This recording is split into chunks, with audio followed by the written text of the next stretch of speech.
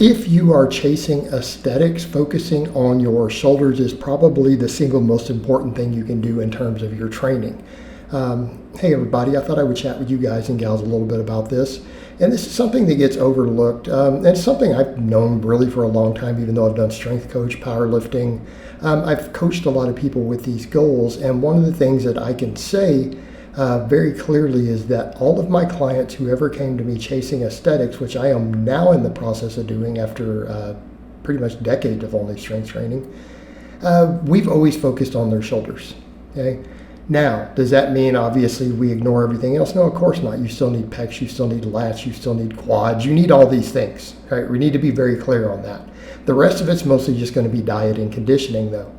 Okay, so usually if a person wants that look, they need to get their waist as small as possible in terms of fat loss. Doesn't mean we don't train abs, right? They need their waist smaller, which of course, at the time of this video is happening, I'm in the process of doing. But this isn't about me, right? Even though I'm doing these movements.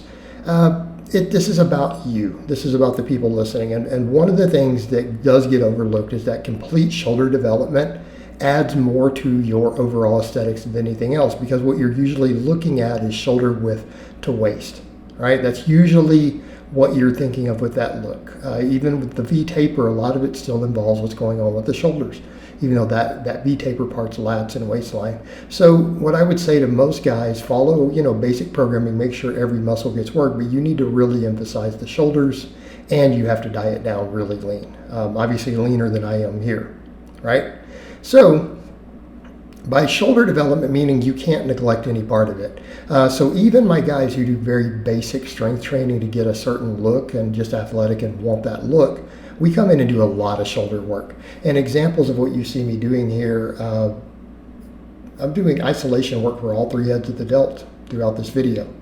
Okay, you also see me doing incline benching, also see my deadlifts and some shrugs and things. So here, let's talk about all that. All right. Right off the top, incline benching is one of the best things you can do also for your aesthetics. Why? Because it builds the upper chest. It builds that whole area where the delt inserts into the chest. Okay, so if you really help build that area and separate it, it really creates that shelf right there underneath the shoulders, and it really helps with those tie-ins with your delts. Plus the fact that the incline bench is an amazing front delt exercise. Okay. So incline benching should probably be a pretty high priority, and I'm not saying to abandon the flat bench. Please don't take it that way. I'm saying that incline bench needs to be a high priority. In some cases, to really help with that, all those tie-ins with the upper chest and the interior deltoid, what I may do in some cases, if someone really needs it, I will even have them do incline before they flat bench. I want to note, I do not recommend that for everybody. Okay, I do not recommend that for everybody. It almost sounds like a cardinal sin to powerlifters, right? To my strength athletes, are like, I'm not doing that. Exactly, because they need bench press first. But the incline will build your bench. All right, outside of that, I really like to make sure that we work all three heads of the delt. Now, keep in mind, all these delt exercises work multiple heads of the delt. So you'll see me doing throughout this video, you'll see me doing some upright rows, okay? You'll see me doing some lateral raises. Those are really complete shoulder exercises with a slight bias towards the lateral head, that side head, the one that really gives you the width, okay? A lot of that aesthetic look from the front, though, is about the front delt. So we need to be clear, that interior delt, particularly as it ties into the upper chest, kind of a big deal from that front view. But that's just to give that ripped look up front, right? To give that look and that separation you want up there. The side delt is really what gives you the width. And you guys can tell even as I'm doing this stuff here, my side delts need to come up personally as my waist gets smaller, okay? So I'm having to do the same stuff that I would have those clients do when they were chasing that look, because it's stuff that I need to do it. So those both work great, but it's just like with everything else. I like to use big barbell movements combined with isolation work. So adding those two together for a lot of people is a really good base. Like if someone really needs to bring their shoulder width up, doing both of those is a good idea. Okay, it's a really good idea. So, right, again, lateral raise. And again, the trick on both of those, full range of motion at the bottom. Do not skip the bottom of these movements.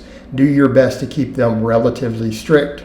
Upright rows if you're trying to build the delts, particularly if you want full delt development out of it, you need to grip it at least shoulder width. Don't grip it too close. If you do, it does shift more of it to the front delt and the upper trap.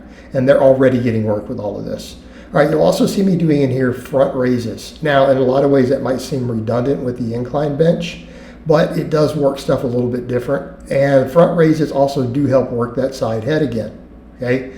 They work the lateral head, they work the front, they help again with all that upper chest. They really help with the upper trap, okay? Real good exercise if you really need to heavily emphasize the delts.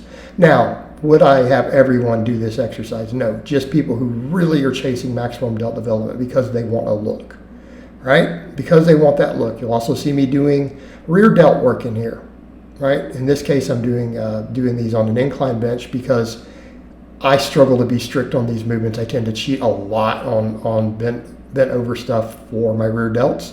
This kind of removes that. So if you don't have access to one of those rear delt machines, just simply doing raises, being forced to use a lightweight on an incline bench, right, will force you into that position. It'll make it much more difficult for you to cheat, right?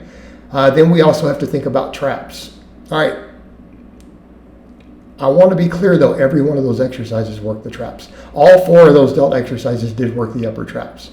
Shrugs you can come in and do if you really need to emphasize that area. But I will say to someone, shrugs are really just a finishing touch. What you do not want to do is do too much of what I've done and build too much trap without enough side delt. Because that's kind of what's messing me up a little bit there, because I do have big traps because I deadlift over 600 pounds. But let's talk about that. Deadlifts, absolutely part of the game. Absolutely part of it. And in this case, I'm just doing RDLs with lightweight for high reps instead of, my conventional deadlifting. But deadlifts help with your shoulders. They absolutely help with your traps. They build all of the trap, really. So do rows. And we could argue that deadlifts may even help with the rear delts a little. But I would argue nowhere near as much as row or particularly direct work. But I don't want to not mention them when we are discussing shoulder development, because they absolutely can bring a lot to the table there. In fact, for many people, if you're doing plenty of deadlifting and rowing, you may not even need to think about shrugs. Okay, they're not something you would even need to do regularly.